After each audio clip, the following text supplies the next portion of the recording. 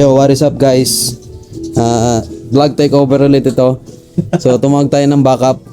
Si Boston D, The Mechanic. May papakabit ako dito sa aking pasyo. Yan.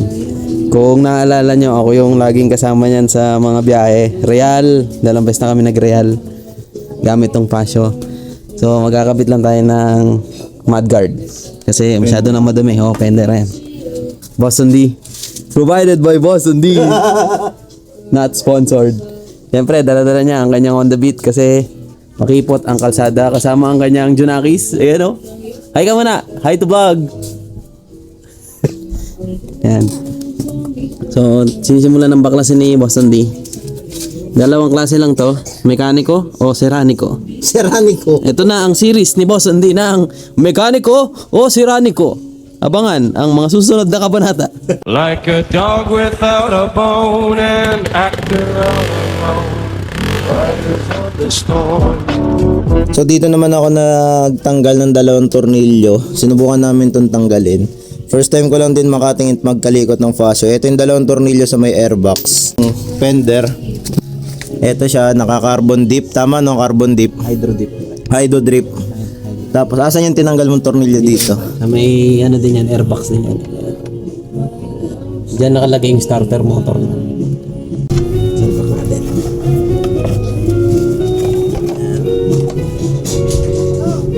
Ito naman yung tornilyo, yung butas ng ano dito para sa tornilyo.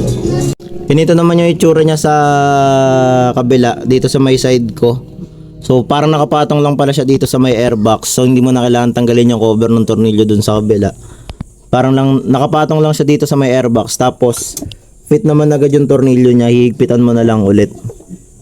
So saglit lang namin siya kinabit. Halos tatlong tornilyo lang yung binaklas namin. Tapos konting lusot lang yan, okay na.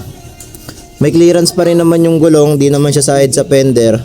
Maliit na nga lang yung clearance nito. So isa,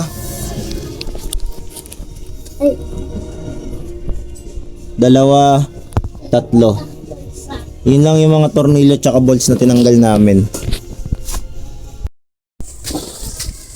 So yun guys, umuwi muna ako sa amin para kumuha ng ilang gamit pa. Mga washer tsaka ilang bolts na kakailanganin din namin sa pag-aayos at paggawa. Tapos ulam. Ganitong uri pa yung isang plate holder o plate cover na pwede nyong gamitin sa mga motor nyo. Ang kinagandahan dito, hindi mayuyupi yung palakan nyo kung sakasakali man na digitan sa traffic. Yung gulong na nasa likuran mo medyo nadikit o medyo bumunggo dun sa plaka mo, hindi siya mayuyupi. Hindi ka mag-aalinlangan na baka mayupi o maputol yung plaka mo since medyo may katagalan nga or talagang matagal yung pagkukuha natin ng plaka sa ating mga motor. So kung yung sa Honda Beat ay naka Arclick cover, ito namang ikakabit namin sa fascio ay steel plate. Bakal Lodi. At isa sa mga nakikita naming rason kung bakit naglalabasan na rin yung mga ganitong plate holder, plate cover na Arclick at bakal, yung mga nare-release kasing plaka or yung mga materialis na ginamit sa plaka natin ay hindi ganun katigas. Ito nga pala yung kinuha ko dun sa bahay dahil nakalimutan kong dalhin. Ito yung set ko ng mga washer para sa iba't ibang pwedeng adjustment sa motor. Tapos sa plaka nga ng Fasio,